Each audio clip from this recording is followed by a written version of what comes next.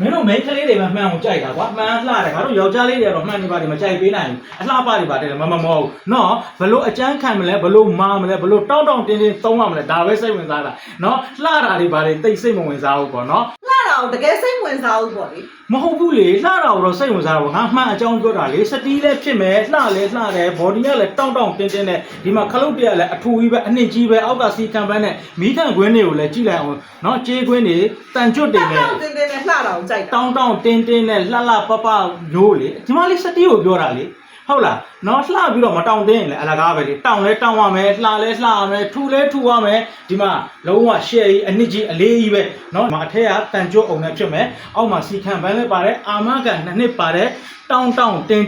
ပြောင်လက်လှပပရှက်အကျန်းခံနဲ့နော်ကဲဒါမျိုးတွေမှာယူခြင်းလဲဆိုရင်တော့ကျွန်တော်တို့ကိုဆက်သွယ်မှာယူရရှိနိုင်ပါတယ်ခင်ဗျာမြန်မာပြည်အနှက်ပို့ဆောင်ပေးပါတယ်ကြည့်ရှုအားပေးတဲ့အတွက်သူပဲကျေးဇူးတင်ရှိပါတယ်